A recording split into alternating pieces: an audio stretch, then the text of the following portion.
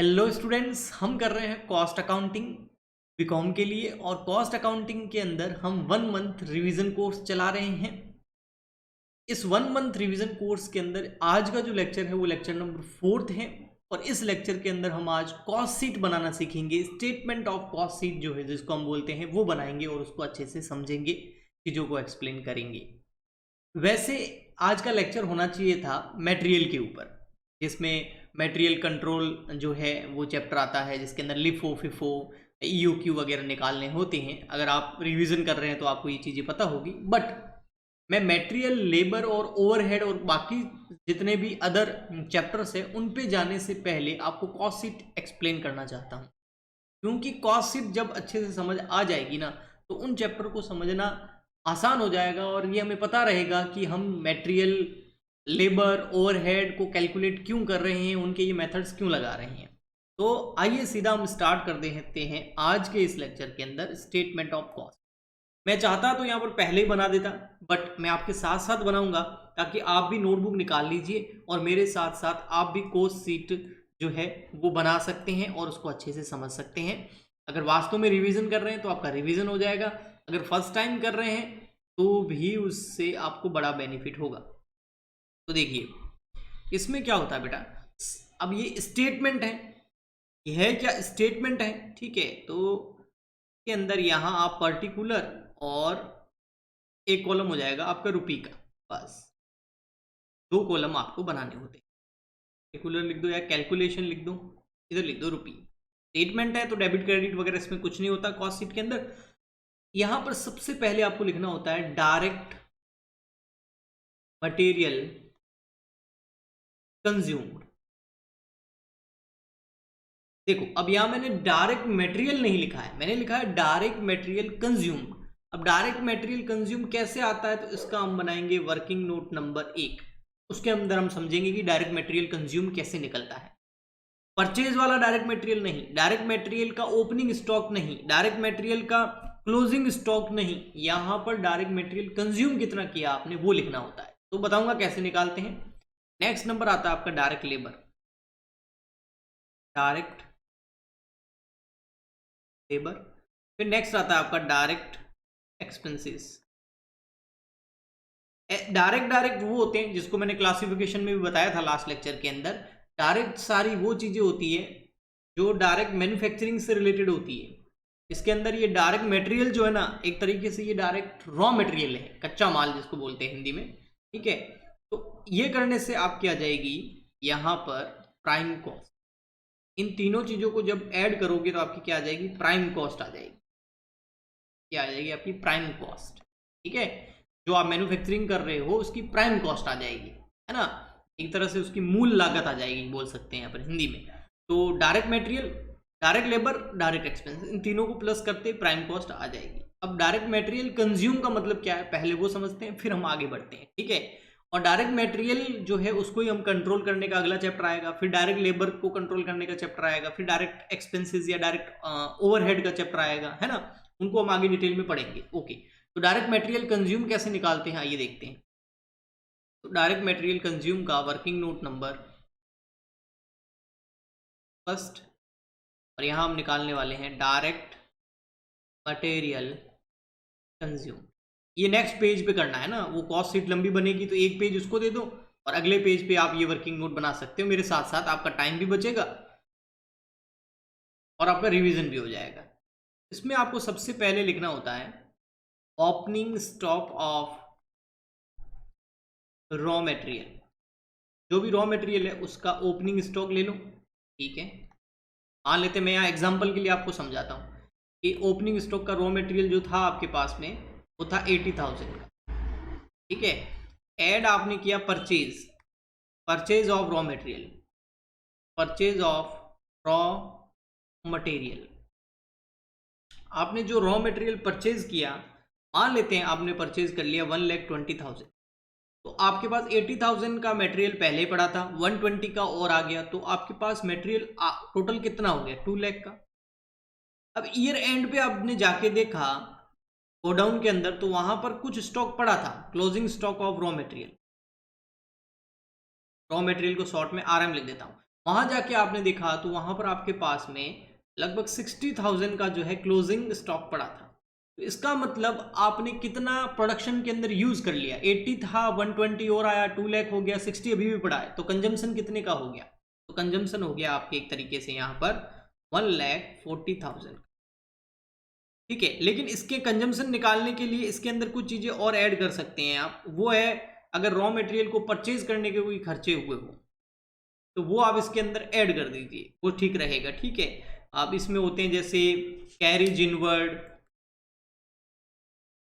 क्योंकि वो इसकी कॉस्ट होती है, कैरिज इनवर्ड हो गया, ऑक्ट्री हो गया, ठीक है, इसके अलावा इम्पोर्ट ड्यूटी हो गया, अगर कोई इम्पोर्ट ड्यूटी वगैरह आपने दी है तो ठीक है, तो ये हो जाएगा। ठीक है, तो वो खर्चे ऐड करने के बाद में मान लेते हैं ये खर्चे थे आपके 30,000, तो आपका आ गया 1,70,000। ये क्या आ गया? ये आ गया आपका डायरेक्ट मटेरियल कंज्यूम्ड। टोटल आपने जो मटेरियल कंज्यूम किया है वो कितने का किया है? 117 का, 1,70,000 का, 1,70,000 का। ये 1,70,000 इधर आ जाएगा, आया समझ में? तो ये direct material consume, direct labour, direct expense, ये तीनों जो है जोड़ने से आ जाएगी प्राइम कॉस्ट। फिर इसके अंदर ऐड करना होता है हमें फैक्ट्री ओवरहेड, फैक्ट्री के खर्चे। अब फैक्ट्री ओवरहेड कौन कौन से होते हैं वो भी मैं आपको बताऊंगा कि कौन से फैक्ट्री ओवरहेड होते हैं, वर्किंग नोट नंबर सेकंड के अंदर देखेंगे। ठीक है, और फैक्ट्री ओवरहेड के साथ में आपको कुछ चीजें और करनी है। एक चीज आपको ऐड कर देनी है, opening stock of WIP, work in progress. WIP मतलब वर्क इन प्रोग्रेस, ऐसा स्टॉक जो ना फिनिश गुड्स है ना रॉ मटेरियल है। मतलब ना तो फॉर एग्जांपल हम आलू से चिप्स बनाते हैं, तो आलू हमारे लिए हो गया रॉ मटेरियल, चिप्स हमारे लिए हो गया फिनिश गुड्स। तो ना आलू है ना चिप्स है, बीच की प्रोसेस में, और ईयर एंड हो गया, तो ईयर एंड हो गया तो अगले साल का क्लोजिंग, ईयर एंड का क्लोजिंग स्टॉक नेक्स्ट ईयर का ओपनिंग स्टॉक हो जाएगा। तो वो ओपनिंग स्टॉक आपके पास में WIP, वर्क इन प्रोग्रेस का कितना पड़ा है वो ले लीजिए आप। ठीक है, फैक्ट्री ओवरहेड तो ऐड करनी ही है, ओपनिंग स्टॉक ऑफ WIP ये भी ऐड करना है, फिर लेस करना है closing stock of WIP, closing stock less करना है कि लास्ट में कितना वर्क इन प्रोग्रेस पड़ा है। WIP मतलब वर्क इन प्रोग्रेस, हिंदी में बोलते हैं अर्धनिर्मित माल, ऐसा माल, ऐसा गुड्स जो अर्धनिर्मित है यानी कि आधा अधूरा बना हुआ है, वो लेस कर देना है।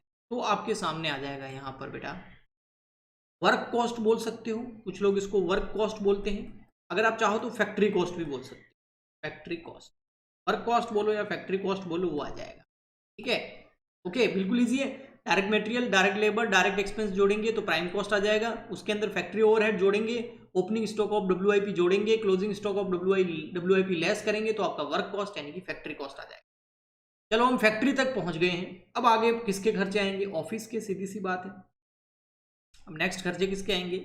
ऑफिस के। तो हम ऐड करेंगे, आपको दिख तो रहा है ना, ऐड कर देंगे हम office and admin overhead, office and admin या एडमिनिस्ट्रेशन या ट्रेटिव ओवरहेड। ओवरहेड को आप शॉर्ट में OH लिख सकते हैं, ओवरहेड। ये जैसे ही आप प्लस करेंगे तो अब आपके सामने जो चीज आएगी उसको बोलते हैं cost of production, cost of production मतलब प्रोडक्शन करने की कॉस्ट। ठीक है, अब यहां पर एक चीज और देखो, फैक्ट्री ओवरहेड कौन कौन से होते हैं मैंने बोला वर्किंग नोट नंबर 2 में बताऊंगा। ऑफिस एंड एडमिन ओवरहेड कौन से होते हैं मैं बोल रहा हूं आपको वर्किंग नोट नंबर 3 में बता दूंगा आप। ठीक है, ओके। अब कॉस्ट ऑफ प्रोडक्शन जो आपके सामने आई है, हाँ जी आ तो गई है। अब इसके अंदर आपको आगे फर्दर क्या करना है, ऐड कर देना है opening stock of finish goods.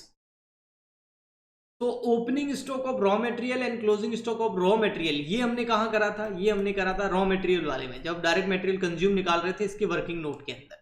Factory के अंदर हमने WIP का ओपनिंग स्टॉक ऐड कर दिया और क्लोजिंग स्टॉक लेस कर दिया। ऑफिस के एडमिन ओवरहेड के खर्चे जोड़ने के बाद जब कॉस्ट ऑफ प्रोडक्शन आ जाए तो उस टाइम आप किया कीजिए opening stock of finish goods, FG लिख रहा हूँ शॉर्ट में, वो प्लस कर दीजिए, और closing stock of finish goods जो है वो आप माइनस कर दीजिए। ठीक है। तो अब प्रैक्टिकली जब मैं कॉस्ट शीट कराऊंगा ना, तो ये बताऊंगा ऐसा हम क्यों कर रहे हैं, उसका मीन भी बताऊंगा आपको मैं, ठीक है। तो आ जाएगा आपके सामने कॉस्ट ऑफ गुड्स सोल्ड, जिसको हम शॉर्ट में COGS बोलते हैं, आपको याद हो तो, कॉस्ट ऑफ गुड्स सोल्ड। तो शॉर्ट में क्या बोल सकते हैं, COGS। जो गुड सेल कर दिया उसकी कॉस्ट निकालने के लिए opening stock of finish goods add करना पड़ता है और closing stock of finish goods less करना पड़ता है।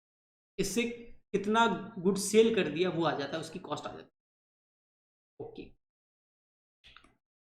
अब क्या है, अब बेटा लास्ट एक्सपेंस बच गया हमारा, वो होता है add selling and distribution overhead. Selling and distribution overhead, selling and distribution overhead, उसको क्या कर देंगे हम यहाँ पर ऐड कर देंगे।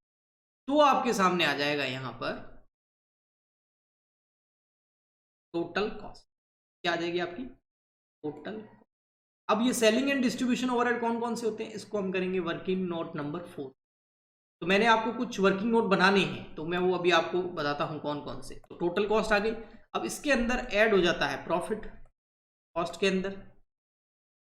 जैसे आप प्रॉफिट ऐड करेंगे तो आपकी आ जाएगी सेल्स। सेल्स कितनी है, टोटल सेल आ जाएगी आपकी। तो ये होती है कॉस्ट शीट, बहुत ईजी है। देखो मैं एक बार बोलता हूँ आपको, सबसे पहले देखो आपके सामने देख के बोलता हूँ, इस पे नहीं देखूंगा। Direct material consume, direct labour, direct expense जोड़ेंगे तो प्राइम कॉस्ट आ जाएगी।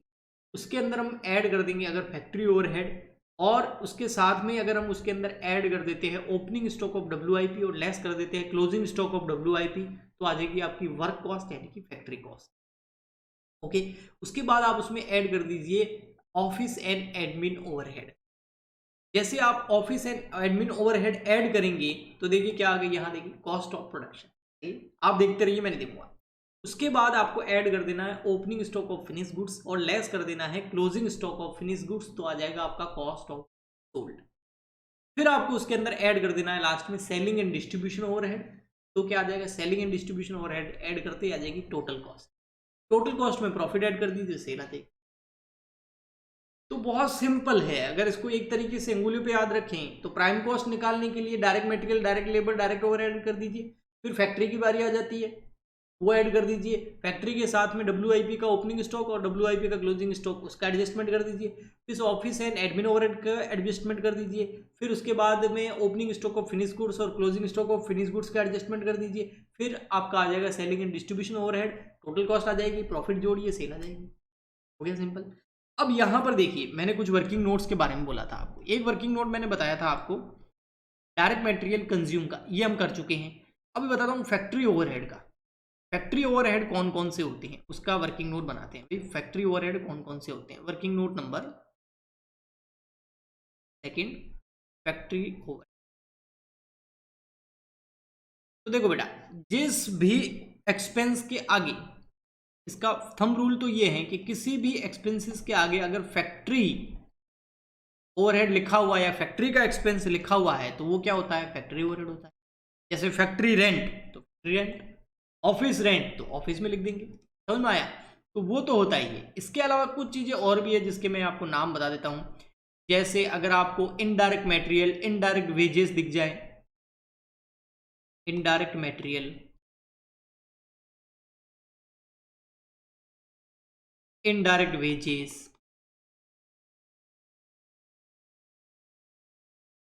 ठीक है। फैक्ट्री ओवरहेड या वर्क ओवरहेड लिखा हुआ हो ना, तो वो फैक्ट्री में जाएगा। जैसे फैक्ट्री रेंट है ना, तो वहां चला जाएगा। इसके अलावा इनडायरेक्ट मटेरियल, इनडायरेक्ट वेजेस हो गया, रेंट एंड रेट्स हो गया, लाइटिंग एंड हीटिंग हो गया, पावर एंड फ्यूल हो गया,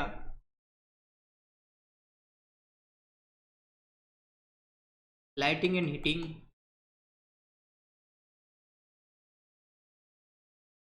पावर एंड फ्यूल, ये सब फैक्ट्री के खर्चे होते हैं, है ना, होते हैं ना। ओके, इसके अलावा और क्या हो सकता है, रिपेयर हो सकता है, मेंटेनेंस हो सकता है, मशीनों का रिपेयरिंग एंड मेंटेनेंस। एक एक और एक्सपेंसेस होते हैं, उसके नाम से पता नहीं चलता, लेकिन वो आप रखना, याद रखना, वो होता है drawing office expense. Drawing office expense, देखो नाम क्या है, ड्राइंग ऑफिस एक्सपेंस। बट ये ऑफिस में नहीं लिखने हैं, आपको फैक्ट्री ओवरहेड में लिखने हैं, ऑफिस एंड एडमिन में नहीं लिखने हैं, ये याद रखना। इसमें ही गलती हो जाती है कई बार, ठीक है। ड्राइंग ऑफिस एक्सपेंस नाम भले ही है, लेकिन ये आएगा फैक्ट्री ओवरहेड के अंदर ही आएगा, ओके। इसके अलावा कोई रिसर्च हो, डेप्रीशिएशन हो जाए, depreciation on plant and machine, क्योंकि प्लांट एंड मशीन कहाँ लगा होता है, फैक्ट्री में, या फैक्ट्री के किसी एसेट्स पे अगर कोई डेप्रीशिएशन लग रहा है, तो ये सारे फैक्ट्री ओवरहेड हो गए। ये हो गया आपका working note number second. Working note number third के अंदर मैंने बताया था आपको ऑफिस एंड एडमिन। तो आइए ऑफिस एंड एडमिन कौन कौन से होते हैं उसका भी एक ओवरव्यू ले लेते हैं। ऑफिस एंड एडमिन, किसी भी एक्सपेंस के आगे और ऑफिस एंड एडमिनिस्ट्रेटिव या एडमिनिस्ट्रेशन एक्सपेंसेस लिखा हुआ है तो वो ऑफिस में जाएगा। जैसे ऑफिस रेंट, तो अब सीधी सी बात है, ऑफिस लिखा हुआ तो ऑफिस रेंट। लेकिन यहाँ पर एक चीज देखी थी आपने, ये वाली, ये कुछ एक्सेप्शन है, इसके आगे लिखा हुआ office expense, drawing office expense, but ये फैक्ट्री में आएगा। इसके अलावा कोई भी एक्सपेंस होता है जिसके आगे ऑफिस एक्सपेंस लिखा हुआ है तो वो कहाँ आएगा, ऑफिस एंड एडमिन ओवरहेड के अंदर आएगा। इस चीज का आप ध्यान रखना, ओके, ठीक है। ओके, और क्या क्या हो सकते हैं आपके ऑफिस के अंदर, जैसे सैलरी हो गई, है ना, सैलरी हो गई, ऑफिस में सैलरी हमेशा ऑफिस में आती है। हाँ, अगर वेजेस वगैरह हो तो वो इधर आ जाएगी, ठीक है। और इसके अलावा लाइटिंग और हीटिंग, या जो है वो ऑफिस की अगर लाइटिंग और हीटिंग का कोई खर्चा है, अगर डेप्रिसिएशन ऑन फर्नीचर हो गया, जैसे अगर प्रिंटिंग और स्टेशनरी हो गया, प्रिंटिंग एंड स्टेशनरी कहाँ काम आता है, ऑफिस में काम आता है, ठीक है। डेप्रिसिएशन ऑन फर्नीचर या कोई भी ऑफिस के एसेट्स के ऊपर डेप्रिसिएशन लगा हुआ है तो वो यहाँ आ जाएगा, क्योंकि अधिकतर फर्नीचर जो है वो ऑफिस में ही लगा होना है। इसके अलावा टेलीफोन के एक्सपेंसेस हो गए, टेलीफोन एक्सपेंसेस हो गए, टेलीग्राम के एक्सपेंसेस हो गए, सीए को जो ऑडिट फीस देते हैं वो हो गई, अकाउंटिंग की कोई फीस हो गई, है ना। इसके अलावा बैंक के कोई चार्जेस हो गए, लीगल एक्सपेंसेस हो गए, बैंक चार्जेस, लीगल एक्सपेंसेस, सारे ऑफिस के खर्चे होते हैं, नाम से पता चल जाता। ये हो गया आपका वर्किंग नोट नंबर। फिर बनाया था मैंने last working note number fourth, वो है सेलिंग एंड डिस्ट्रीब्यूशन ओवरहेड। के बारे में थोड़ा सा ओवरव्यू दे देता हूँ, सेलिंग एंड डिस्ट्रीब्यूशन ओवरहेड क्या होते हैं। Working note number 4, selling and distribution, selling and distribution overhead क्या होता है। सेलिंग एंड डिस्ट्रीब्यूशन ओवरहेड मतलब जैसे एडवर्टाइजमेंट का खर्चा हो गया, सेल्समैन का खर्चा हो गया, कमीशन हो गया कोई, है ना, कमीशन, सेल्समैन, सैलरी हो गई, डिलीवरी वैन जो होती है ना, सामान को डिलीवरी करती है, का कोई खर्चा हो गया, एक्सपेंस हो गए, ठीक है। जो सेल्स से रिलेटेड होते हैं, जैसे एडवर्टाइजमेंट करवा दिया आपने, कोई कोई प्रमोशन करवा दिया, तो ये सेलिंग एक्सपेंस होते हैं। ये सेल्स को बढ़ाने के लिए जो जितने भी खर्चे किए जाते हैं वो सेलिंग एंड डिस्ट्रीब्यूशन एक्सपेंसेस हो गए, है ना। इसके अलावा जो ट्रैवलिंग एक्सपेंसेस हो गए, या फिर आपका जो है कोई बैड एप्स हो जाता है, हाँ बैड एप्स हो जाता तो यहाँ होगा, वो लॉस दिखाया जाएगा, ठीक है। और ट्रैवलिंग एक्सपेंसेस हो गए कोई, है ना। सेलिंग एंड डिस्ट्रीब्यूशन एक्सपेंसेस में गुड्स को जब सेल करना चाहते हैं आप, तो सेल से रिलेटेड जितने भी एक्सपेंसेस है वो यहाँ आ जाते हैं, ठीक है। पोस्टेज हो गया, ठीक है। और क्या हो सकते हैं, तो इसके अंदर जैसे सैंपल हो गया, अगर आपने कोई फ्री सैंपल बांट दिया, कई कंपनी होती है ना अपने गुड्स का फ्री सैंपल भी देती है, तो वो खर्चा तो है ही ना, फ्री फोकट का थोड़ी है वो, ठीक है। और इसके अलावा अगर कोई डेप्रिसिएशन वगैरह लगा सकते हैं इसके अंदर, लेकिन डेप्रिसिएशन अधिकतर कम ही आएगा, और आएगा तो किस पे आएगा, डेप्रिसिएशन और डिलीवरी वैन, जो गुड्स को डिलीवर करती है वो वैन जो है उसके ऊपर अगर डेप्रिसिएशन है तो यहाँ आ जाए। ये कुछ वर्किंग नोट्स थे, ये थी आपकी कॉस्ट शीट। आपसे एक रिक्वेस्ट है कि अगर आपको इन लेक्चर से बेनिफिट मिल रहा है, आपको हेल्प मिल रही है, आपका वास्तव में अच्छे से रिवीजन हो रहा है और आप चाहते हैं कि मैं और कंटिन्यू करूं और 1 मंथ के अंदर पूरा सिलेबस जो है उसका मैं आपको रिवीजन करवा दूं फटाफट से, तो बेटा आप ज़्यादा से ज़्यादा इन वीडियो को लाइक कीजिए, ज़्यादा से ज़्यादा शेयर कीजिए इनको, अपने जितने भी आपके फ्रेंड्स हैं, मैं आपकी हेल्प कर रहा हूँ, आप उनकी हेल्प कीजिए, हेल्प करने से जो है बड़ा अच्छा लगता है, अच्छा महसूस होता है। तो आप उनकी हेल्प कीजिए, ये वीडियो ज़्यादा से ज़्यादा शेयर कीजिए। इससे ये होगा कि इनडायरेक्ट आप मेरी हेल्प करेंगे। क्यों? क्योंकि अगर व्यूज़ ज़्यादा आएंगे तो मुझे वीडियो रिकॉर्ड करने का मन करेगा, है ना। अच्छा लगेगा कि चलो कुछ बच्चों को फ़ायदा हो रहा है तो उनको मटेरियल प्रोवाइड कराते हैं। ठीक है, तो एक मोटिवेशन मतलब मिल जाता है जब लाइक आते हैं। जैसे आप भी इंस्टाग्राम वगैरह पे फोटो डालते हो, वहाँ पर लाइक आ जाता है या नीचे कोई तारीफ कर दे, कितना अच्छा लगता है। तो यहाँ अपन को झूठी तारीफ नहीं करनी है, बट अगर हेल्प मिल रही है तो आप दूसरों की हेल्प कीजिए। हम मिलते हैं नेक्स्ट वीडियो में। आज के लिए इतना ही, तब तक के लिए goodbye and thank you.